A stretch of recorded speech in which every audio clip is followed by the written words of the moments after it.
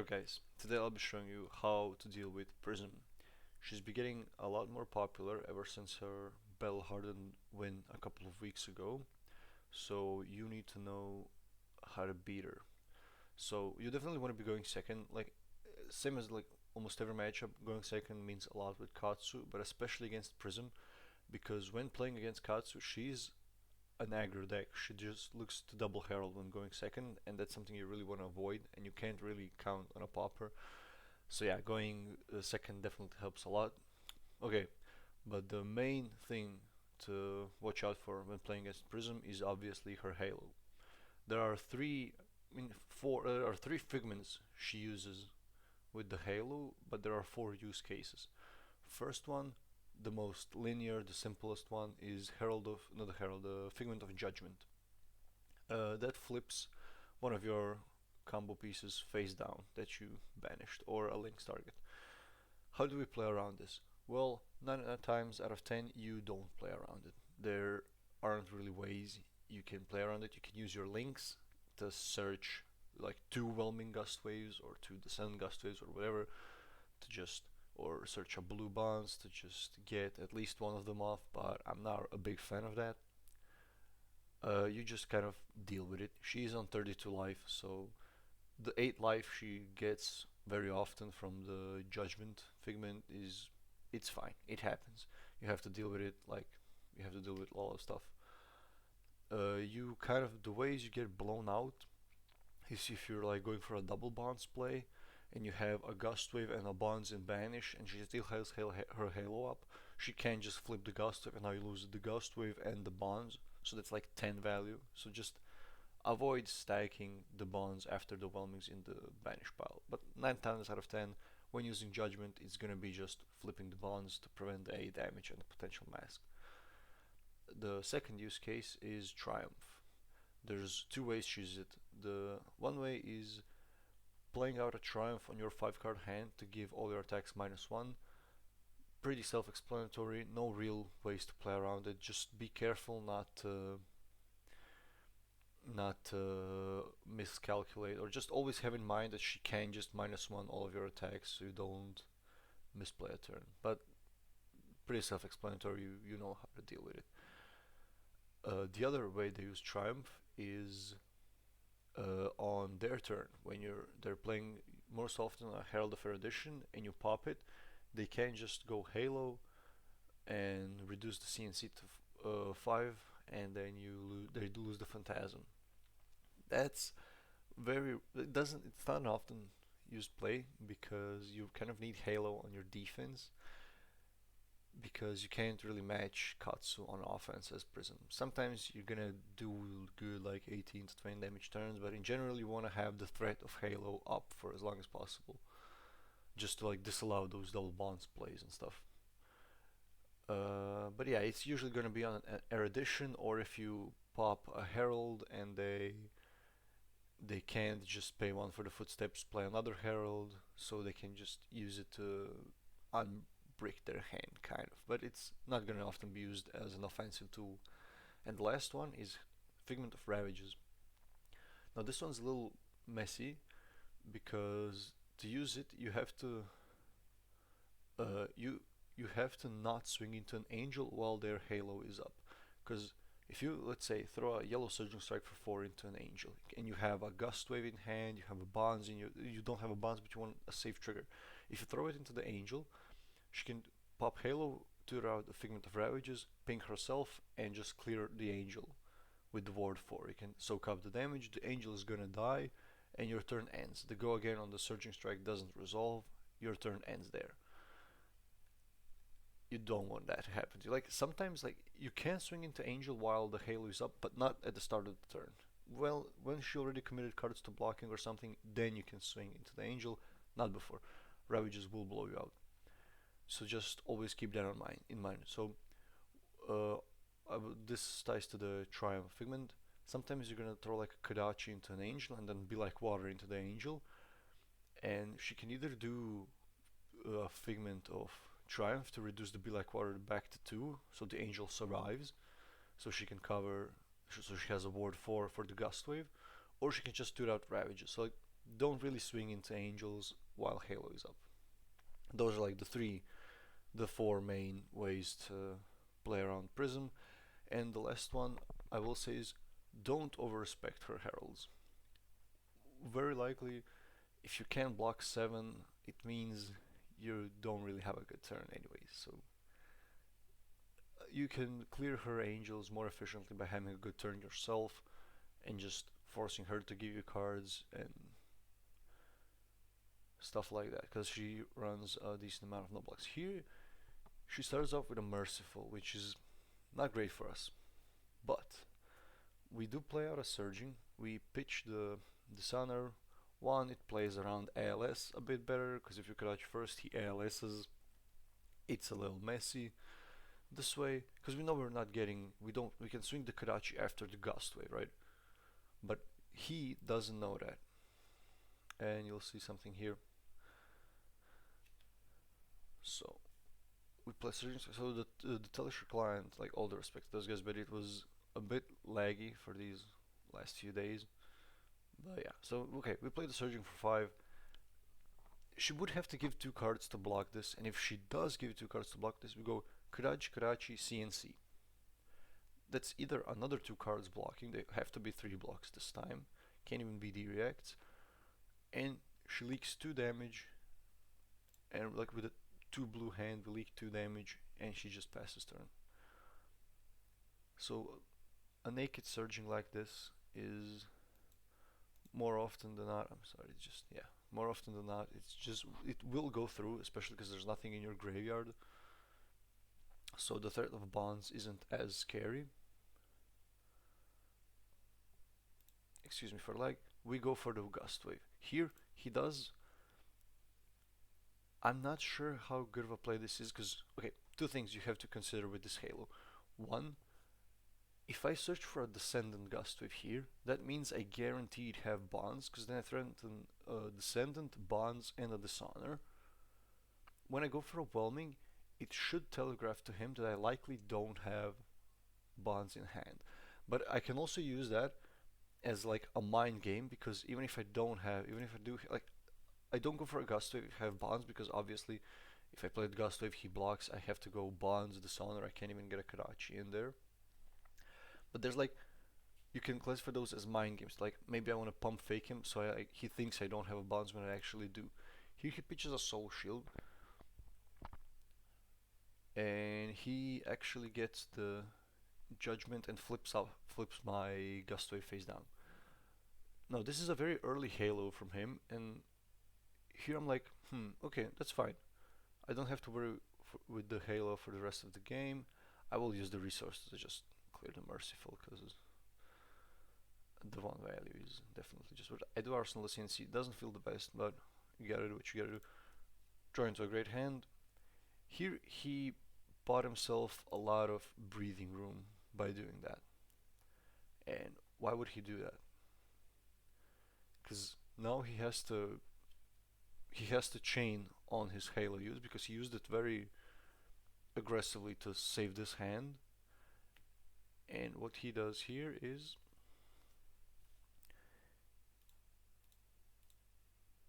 he's gonna hit us with a Triumph for 9. Why is this relevant? Why did he use the Goliath Gauntlet on this? He used it because he needs this to hit. And obviously when it's for 9, I can't pop it because it's Triumph. And I'm not covering 9 for this. Like, it's pretty apparent. So, if he didn't use his Halo to flip, he would have had to use the Soul Shield to cover it. And if he uses Soul Shield to cover it, he can go for this play. Like, this play can definitely be, like, he's eventually going to be able to do it, but doing this puts him pretty far ahead now.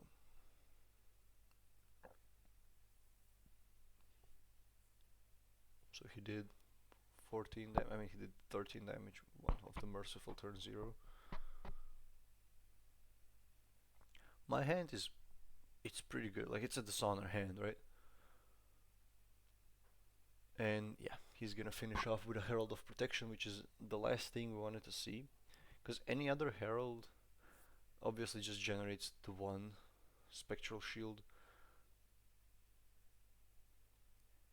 So in this situation, like we're not looking great, but it's fine as long as like he gets the ponder token, which kind of it does really go. I mean, it goes to waste. He gets to choose his arsenal, which in Prism can come up.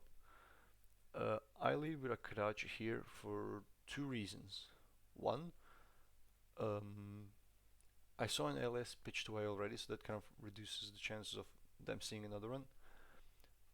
Okay, two, um, if this hits, it's gonna destroy this spectral shield. Then I can throw a surging into the angel because Halo is already dead.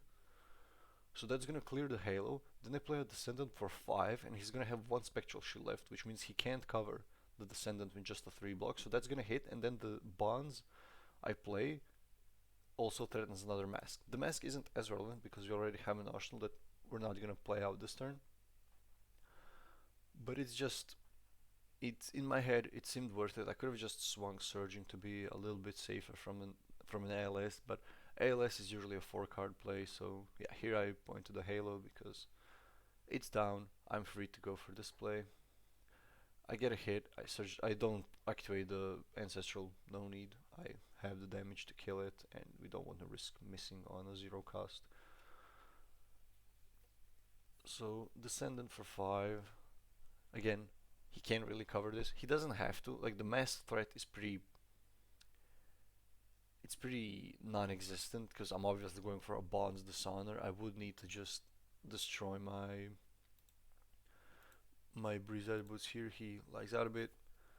He decides to flip to cover the Descendant to just be safe from the mask, which I do agree with. I don't mind that play at all. He does have like extra soul and extra soul. Bonds he has to take because he doesn't have a blue, so he can't 1 card cover the Dishonor anyway. This needs 2 cards. So there's nothing he really could have done to avoid this. Like he can't block 4 on the Dishonor because he doesn't have a blue to cover the scales as well. Returns a Triumph for 7. I can't block it really. I mean, I can't block it.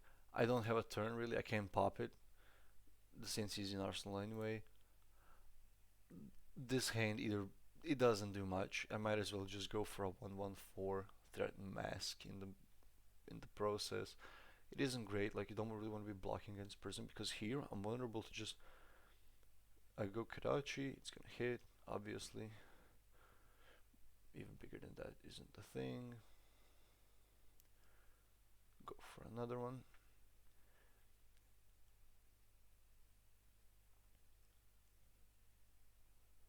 So this is like the old school, right?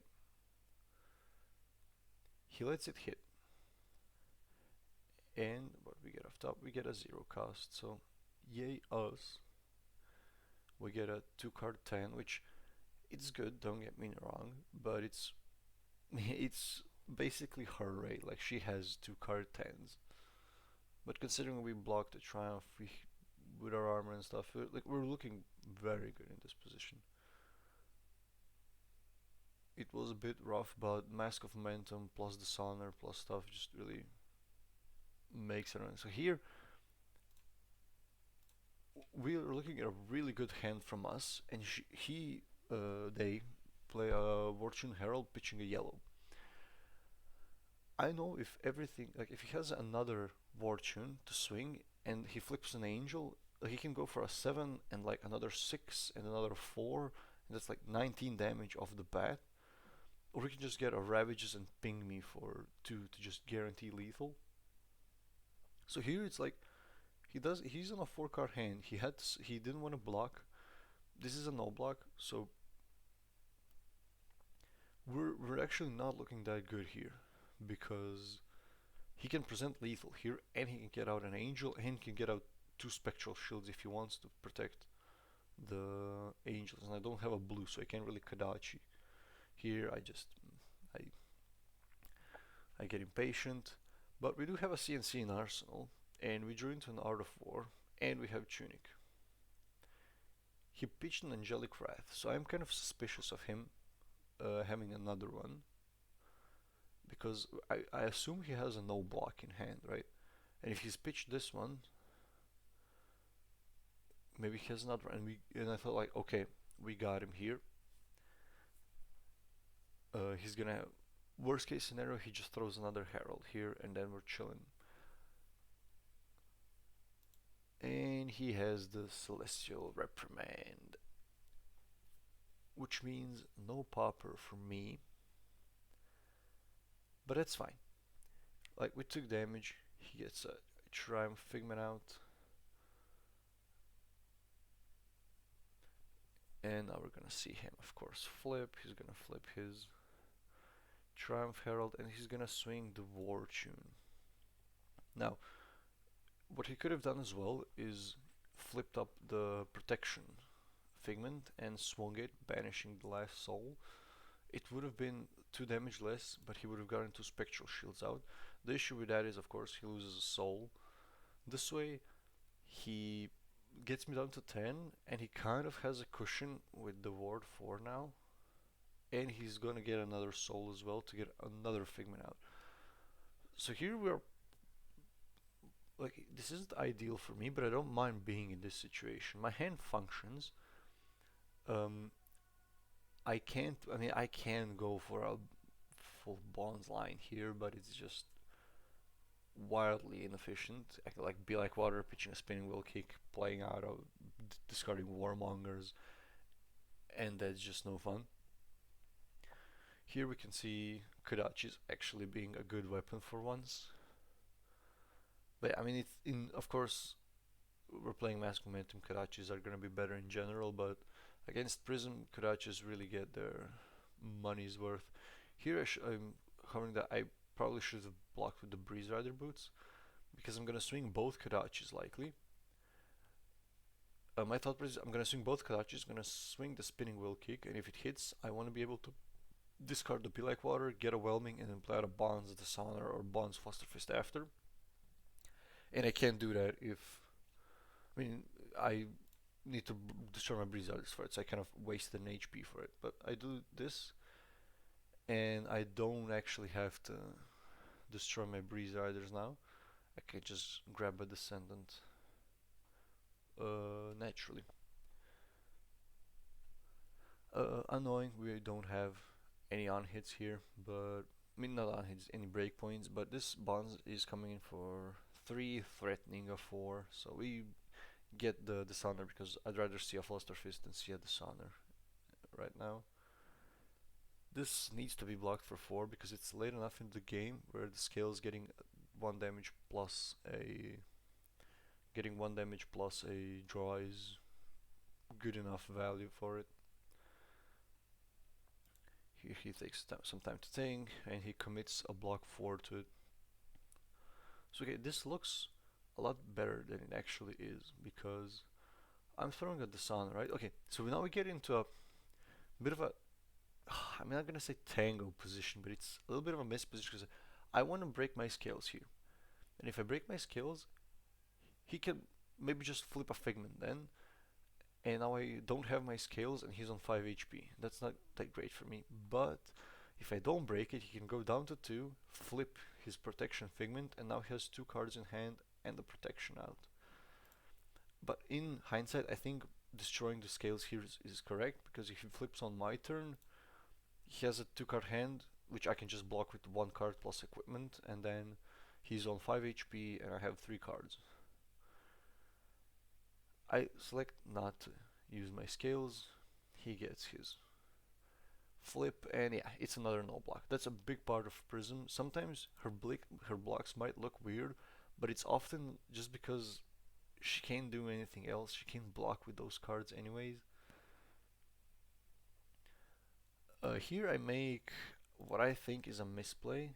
My thought process was I don't really mind the ALS that much, but I would just want to threaten this Dishonor. I don't know why I was so locked in on the Dishonor because I don't think I have Flusterfists left anyways. It's like I didn't have Flusterfist, so I was like, oh, I need to get the Dishonor, I need to get the Dishonor.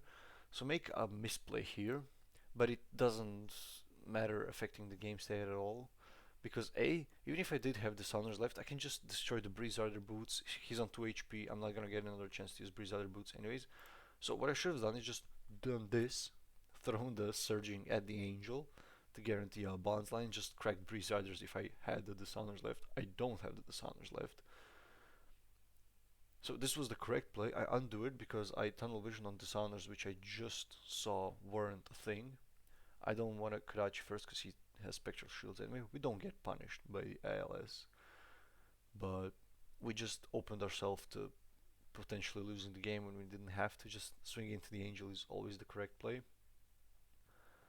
We clear this, we get a bonds. Our masked threat here isn't as relevant because he's on 2 HP, so if we do hit twice, game is over anyways.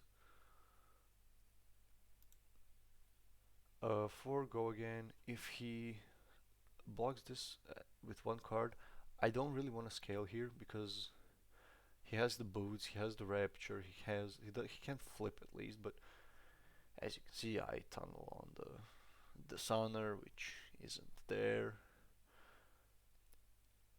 Like for us, he's allowing us to undo it. We just get a whelming instead of the 100 wins because I'd rather see 100 wins in my upcoming hands than whelming, because whelming is only better if I have a surging strike as well, and if I'm holding a surging strike and 100 wins, game's likely over anyways. We play bonds. He blocks it for, yeah, it looks a funny situation here. He blocks it for 4 again. Another no block. I can use my scales here to try and push damage, but then he just uses his rapture. So I can trade my scales for his rapture here if I want to, but I don't really want to do that. We get a surging, like this is a decent hand. Like the hand is good enough to strip his entire hand here, and that's unfortunately we don't push a single point of damage. If we just go surging CNC, he blocks them both. We kind of get blown out by a sync on this. Actually, we don't because we have the ancestral as well. Here, yeah, okay, he starts blocking. He blocks it for 3, which I think it's actually correct. I do have the ancestral, and here I'm like, okay, I'm waiting for the rapture trigger because I'll just out of 4 and kill him. GG's. What he does is play out that all you got, and here I make a silly play. I mean, it's not a silly play. I could have gone Karachi CNC, and that likely wins the game. Like almost always just finishes the game because he has 2 cards as the CNC. So he needs to have something in arsenal for me not to kill him here.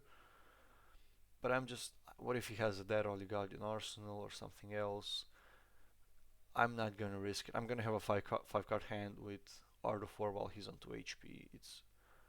They're both pretty much guaranteed wins. In the moment, this felt better. Was it really better? Arguable. But yeah, we get the concession there. So yeah, that was a good game. Like, I think we blocked only one thing for the whole game. We avoided. He did use a very early Halo to buy himself tempo to use for that erudition play. But I think the game showcased enough of the things you have to do to beat the matchup. Unfortunately, I think I explained how you should play around the Halo good enough.